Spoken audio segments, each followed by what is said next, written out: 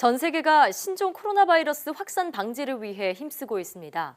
인공지능을 활용해 신종 코로나 사태를 초반에 예측하거나 드론으로 시민에게 대응 지침을 알리는 등 IT 기술이 큰 도움이 되고 있는데요. 오늘 스마트 라이프 시간에는 신종 코로나 바이러스에 대항하는 IT 기술에 대해 알아보도록 하겠습니다. IT 칼럼니스트 이효은 씨 나와 계십니다. 안녕하세요. 안녕하세요. 자, 오늘은 IT 기술로 신종 코로나에 대항하는 주제를 가지고 오셨는데 정확히 IT 기술이 지금 어떤 역할을 하고 있나요? 크게 한 세 가지로 볼 수 있을 것 같습니다. 아무래도 주력은 의학이고 IT는 이런 부분을 이제 지원하는 역할인데요. 네. 일단 첫 번째는 시민들이 너무 걱정하지 않도록 도와주는 그런 역할을 하고 있습니다. 네. 그리고 두 번째는 비접촉 진료, 그러니까 감염자와 직접 접촉하지 않게 해서 의료진을 보호하거나 아니면 원격으로 이제 진단을 받거나 하는 일을 돕고 있고요. 네. 마지막 세 번째는 치료 자체를 지원하는 일입니다. 네, 크게 세 가지이군요. 그런데 첫 번째 말씀하신 그 IT 기술이 시민들의 걱정을 덜어주고 있다라고 예. 말씀하셨는데 구체적으로 어떻게 불안을 조금 덜어주고 있는 건가요? 이 국가재난 사태가 발생하면 가짜 뉴스가 굉장히 많이 창궐하지 않습니까? 네. 이번 신종 코로나로 인해서 발생한 가짜 뉴스도 굉장히 많았는데요. 예를 들어서 이 트위터가 이 신종 코로나와 관련해서 이제 음모론적 주장을 펼친 한 전문 블로거의 어떤 계정을 영구 폐쇄한 적이 있습니다. 네. 이 사람 같은 경우는 이제 신종 코로나 배후에는 뭐 이 사람이라는 제목의 기사를 올려서 어떤 근거도 없이 중국의 한 과학자가 바이러스 균질을 만들었다라는 이제 주장을 제기했었는데요. 그뿐만 아니라 이제 해당 과학자의 개인정보로 추정된 이름과 사진, 전화번호 등을 이제 게시를 했습니다. 네. 근데 반대로 이제 미국의 음모다라는 것도 또 나오고 있거든요. 네. 그래요.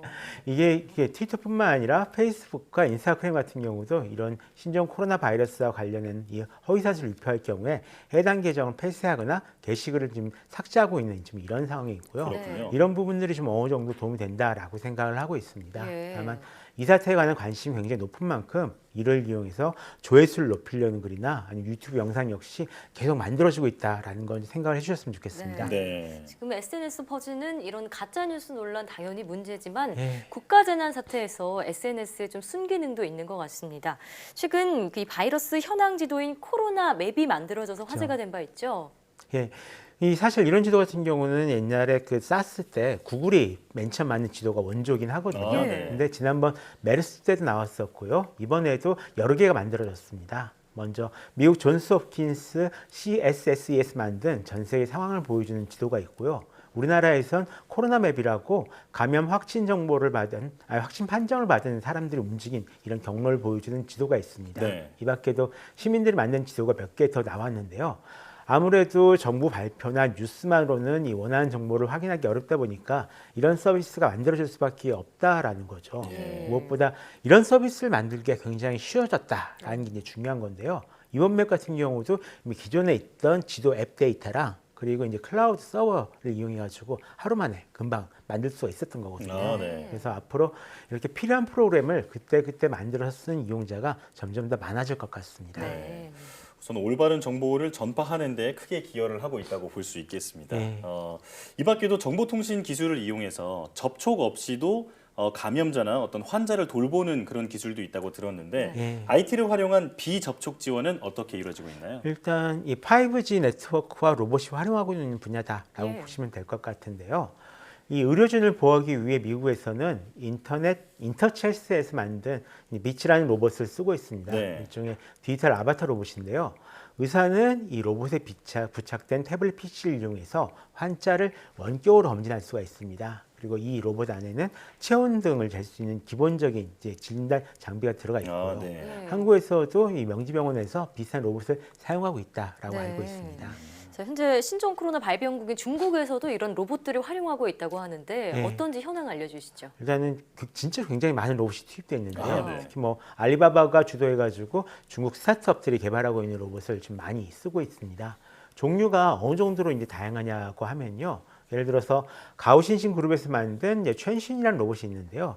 순찰용 로봇입니다. 아, 네. 현재 이제 롱둥바오 공항에 투입돼서 쓰고 있는 상황인데 네. 공항을 돌아다니면서 이 적외선으로 5m 반경 이내의 사람의 체온을 거의 실시간으로 측정합니다. 네. 한 번에 열매 짝짝짝짝 이렇게 찍어가지고 체온 측정이 이제 가능하고요. 네. 오차는 한 0.5도 이내라고 합니다. 근데 이 중에서 좀 체온이 높은 사람이 있다라고 하면 가까이 가서 이제 경고 안내를 하고 마스크를 쓰라고 하고 안전한 지대로 이동하라고 하고 이런 식으로 안내를 해주거든요. 그렇군요. 게다가 이 로봇 같은 경우는 5G로 연결되어 있어서 직접 가지 않고 원격으로 조작을 할 수가 있습니다. 지금 인력이 크게 부족한 상황에 정말 유용하게 쓰이고 있는 것 같습니다. 네. 네.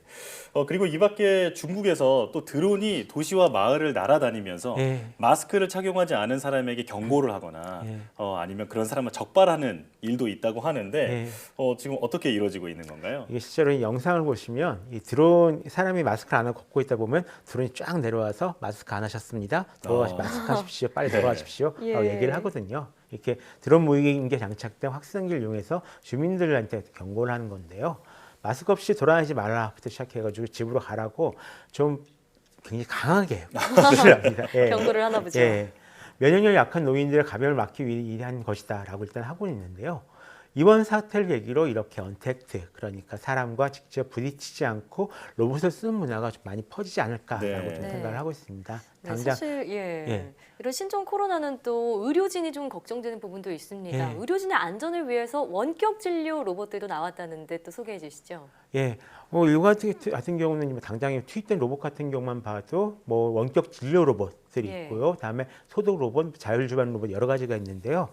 그 중에서도 다양한 로봇이 나왔지만 중국에서 쓰고 있는 핑안구 닥터라는 서비스가 있습니다. 예. 네. 이거는 이미 예전에 나왔던 서비스인데요. 등록 사용자가 한 3억 명 정도 되는 그런 서비스입니다. 네. 이번에는 우한 시내병원과 베이징 등 다른 도시에 있는 병원을 이동통신 네트워크로 연결해서 활용하고 있다고 하는데요. 네. 저는 5G 네트워크를 이용해서 화상회의를 한다거나 아니면 CT 촬영 사진을 바로 다른 병원에 변송해서 판독을 맡긴다거나 하는 식으로 좀 쓰이고 있다라고 합니다. 네. 정말 첨단 IT 기술이 제 역할을 톡톡히 하고 있는데 마지막으로 인공지능 AI는 치료를 어떻게 돕고 있나요?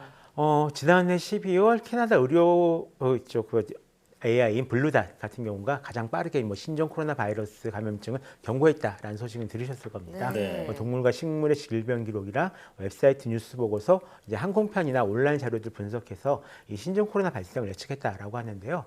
사실 이 전염병뿐만 아니라 이 지진이나 날씨 아니면 유행할 트렌드 등을 예측하는 기술을 가진 기업은 생각보다 많이 있습니다. 네. 다만 이런 정보는 시민들에게는 이제 드러나지 않아서요, 잘 알려지지 않습니다. 주로 그렇군요. B2B 사업을 하거든요. 네. 그래서 이렇게 예측된 정보를 기업들에게 판매하고 있기 때문인데요. 이런 정보는 앞으로 해서 일반 시민들한테까지는 전달되지 않을 가능성이 굉장히 큽니다. 네. 반면 이 소셜 네트워크가 등장하면서 과학자들이 정보를 얻고 같이 고민하고 문제를 푸는 방법이 굉장히 많이 달라졌습니다. 네. 예전 사스랑 비교하면 가장 많이 달라진 게 바로 이거다라고 볼 수 있거든요. 그래요. 아마 이미 전 세계 과학자들이 자기 나라에서 이 신종 코로나 바이러스 백신이나 검진 키트를 연구하고 있다라는 소식을 많이 전해 주셨잖아요. 네. 그렇게 할 수 있는 이유가 이번 바이러스 유전자를 분석한 자료가 이미 인터넷에 공개됐기 때문인데요. 이렇게 빠르게 분석할 수 있었던 이유는 첫 번째는 당연히 이 차세대 시퀀싱이라는 컴퓨터를 이용한 분석 방법이 있었기 때문이고요. 네. 그 밖에 요즘 과학자들은 이 바이오 아카이브라는 사이트를 비롯해가지고요, 화상통화나 메신저, 트위터 등을 이용해가지고 굉장히 활발하게 의견을 교환하고 있습니다. 네. 소셜 미디어가 전 세계 과학자들을 연결하는 채널로 완전히 정착한 거죠. 그렇군요. 그러니까 전 세계 어디서든 정보를 얻을 수 있게 이제는 의료 시스템이 클라우드화가 완전히 이루어졌다고 볼 수가 있겠는데 예. 네. 앞으로의 발전도 좀 기대가 되는데요. 사실 솔직히 말씀드리면 대부분 검증되지 않은 상태에서 급하니까 일단 투입한 그런 네. 기술들이 굉장히 많습니다. 네. 5G 네트워크도 그렇고 로봇도 그렇고 이 선행 시험을 거의 거치지 않은 상태에서 바로 이제 실전에 투입한 건데요. 네. 저는 동시에 그동안 어디에 쓰일지 확실하게 몰랐던 기술이 이번 사태를 통해서 분명히 쓰일 것을 좀 찾지 않았나 생각을 하고 있습니다. 네. 앞으로도 로봇, 인공지능, 5G 네트워크를 이용한 자동화 트렌드는 이 신종 코로나 바이러스의 기세가 한풀 꺾여도 계속 지속하지 않을까라고 보고 있습니다. 네. 네, 지금 신종 코로나 사태를 막기 위해 전 세계가 총력을 기울이고 있는데 첨단 IT 기술이 사람을 위해서 좀 적재적소에 쓰이는 계기가 될 수 있길 바라겠습니다. 오늘 말씀 잘 들었습니다.